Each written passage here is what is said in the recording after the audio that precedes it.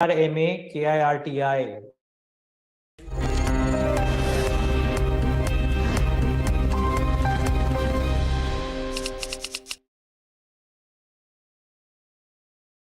Well, thanks so much for tuning into this policy coverage right here at BQ Prime. The policy details are done and dusted. We've, of course, heard the RBI Governor speak as well to the press as well. I think it's important to get reactions now that there has been a bit of time to analyze and digest what the policy and the statement meant. And to do that, we have with us two experts. They need no introduction, really, Lakshmi Iyer and Mr. Dharmakirti Joshi. Both of you, thank you so much for joining in with me. Of course, is my colleague Pallavi Nahata as well. Pallavi, actually, can I first come to you very quickly? 30 seconds, the key highlights of the policy. Hi, Niraj. So essentially, the RBI reduced its rate hike quantum, raising the repo rate by 35 basis points instead of 50 that we have been seeing in previous meets. Governor Das emphasized that while the worst of inflation is behind us, the battle against inflation is not over. That's something I thought was definitely worth taking note of. So yeah, I think DK Joshi sir and Lakshmi ma'am can share their thoughts now on what they made of it. Yeah, so Lakshmi, can I start with you very quickly? Did the playbook seem similar to what we've seen other central banks echo, which is raise rates, bring inflation down, or bring demand down, and thereby bring inflation down? Absolutely. Niraj, to me, it looks like, the tale of two cities, as I call it, the CPI and the currency seems to be dominating the entire MPC narrative. It seems like it's okay to let go of a little bit of elbow room on the growth front, given that you are the undisputed leader and the one who is the closest second to you is away from a margin. So when you have that luxury, why let go of the vigilance that you had on the inflation front specifically? And of course, currency, which has been, having its own woes, largely given the global factors, lesser to do with India, but that's not something which a central banker can wish away, especially at a time when exports have started dwindling. So therefore, the mood of, as I said, the CPI and the currency saga seems to have, I would say, warranted a cautious undertone. Yeah, Mr. DK Joshi, it's an interesting one because somebody asked the governor this, right?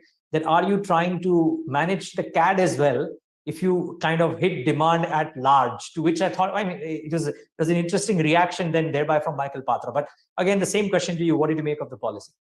Well, I think it was a cautious policy, I would say. I think the growth momentum is seen as slowing a bit.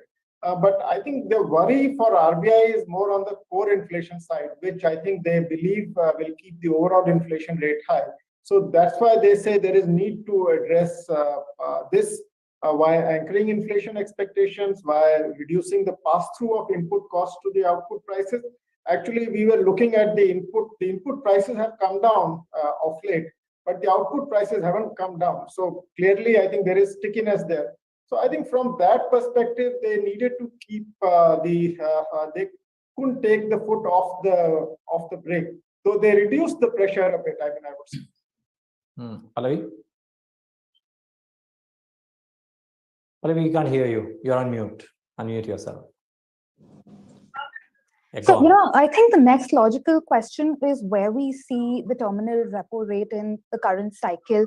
So I'd really want to know, Mr. Joshi, what is the expectation here on, just considering the growth inflation dynamics and the RBI's take and their commentary on inflation today? Well, I think the policy statement is quite clear that the options are open. So they have, and they will remain very nimble and agile to the evolving situation. My sense is that if the risks to inflation do not recede, you could see another rate hike now. I think earlier we were thinking that maybe 6.25 could be the terminal rate. But in this uncertain environment, nobody would like to comment to what would be the terminal rate. So I would say that going by this statement and going by the stickiness of core inflation, and the fact that there are risks to even food inflation, because sowing is normal, but the weather is not in your control. I mean, by weather, I mean climate-related issues. So I think in this environment, you can't be very sure. So I think the guidance, that's why, has to be a little hawkish in that sense. And I thought that guidance was in that direction. What happens will will depend on what actually plays out. So I have a follow-up to that. So do you believe that the RBI is so far downplaying the downside risks to growth at this stage? Well, no, I think the indicators on growth front are pretty strong. I mean, even with the second quarter GDP, my worry is a little bit on manufacturing, but the manufacturing is also not. It's not an unambiguous decline in manufacturing. I mean, you have PMIs which are pretty strong, so there could be revision in those numbers. So I think the growth momentum is there. I mean, there's no doubt about it. And in the third quarter, I expect that government spending has also gone up. I mean, which will soon reflect in the data when the next GDP print comes. So clearly, I think there is a momentum. The issue is how long will this momentum last? For this year, I think we are okay. I think we're still at 7%, maybe a couple of basis points here and there, doesn't matter. But I think the worry is more on the next year's growth path, because US and Europe are expected to have mild recession. That is our forecast. Global growth is coming down. Now, US and Europe account for 33% of our exports, and the advanced countries in total, which are slowing down sharply, I think they account for around 45% of our exports. So clearly, the net trade will be a drag next year. So I'm more worried about growth next year than this year. I mean, this year we have already, I think, crossed 3 quarters now, almost. Lakshmi, coming on the markets then, I mean, the currency, of course, the last couple of days has had a sharp move. I thought the statement of what they said, that we'll provide the necessary liquidity to the market if warranted, seemed to be, in a manner of speaking, a dovish statement in a hawkish policy, if you will, that let's not spook the market, but let's kind of keep up with the rates. How do you look at the currency and the bond markets? Lakshmi, the question is for you. Have we lost her? Okay, I think we have. Mr. Joshi, Yes, would you I lost take you. Oh, yes. Okay, I lost you. Can you hear me now, Lakshmi? Okay, Mr. Joshi, can you hear me? Yeah, I think it was a little disturbed, but I could get parts of what you were saying.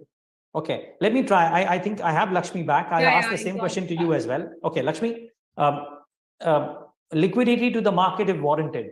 A dovish statement in an otherwise not so dovish policy. And what's the view on therefore the currency and the bond markets? No, Niraj, not necessarily. I think liquidity as and when is required and be made available to the market is comforting, yet not to be really confused with the cautious undertone, because we need to keep in mind that in line with the growth aspiration that we want, there needs to be a funnel to flag off the credit growth, as in, to funnel the credit growth, which is north of 17 to 18%. Now, in that kind of a scenario, if the banking system is completely starved of liquidity, it will be a counter-cyclical kind of a thing. And therefore, I think it's just a reinstatement or a reassurance of some sorts.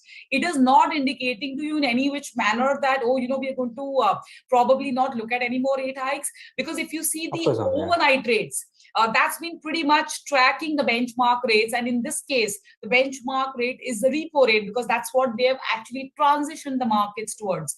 So I don't really read that as anything dovish, but it's more reassuring, at least to the market participants, as liquidity available at beck and call if required.